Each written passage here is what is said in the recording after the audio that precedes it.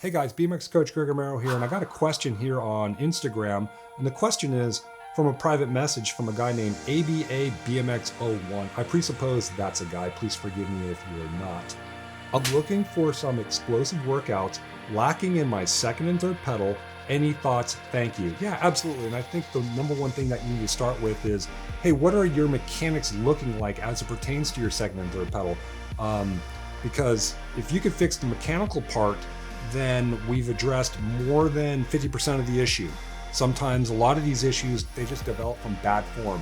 So, are you doing everything properly as it pertains to coming out of the gate that complements the second and third pedal? I always say that your first pedal should set up your second and third pedal. If you're overemphasizing on the first pedal and your head is going way too forward, or if it's too far back, and if your shoulders aren't properly over the handlebar grips and your butt's way too far behind the seat at the bottom of the first stroke, then of course your second and third pedal are going to lack.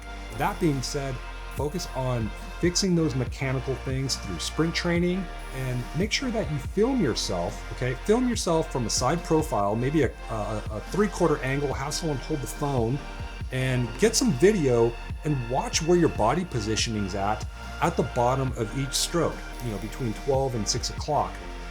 If your shoulders are over the handlebar grips, great, that's a great start. Now pay attention to where the hips are. Are they in front of the seat?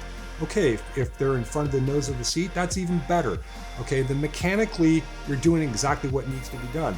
Now, if you're at the bottom of the stroke and your shoulders are behind the grips, you might want to work on getting a little bit more forward. Also, if your hips are behind the seat, listen, it's going to take you a little bit more time and energy to get into the proper position so you can effectively deliver power. Now, it's all about delivering power effectively. And so that's the number one thing. Number two, what explosive workouts can you do? Well, of course, sprints. As it pertains to your second and third pedal, I think either, two different types of sprints here. Number one, it could be a basic box sprint.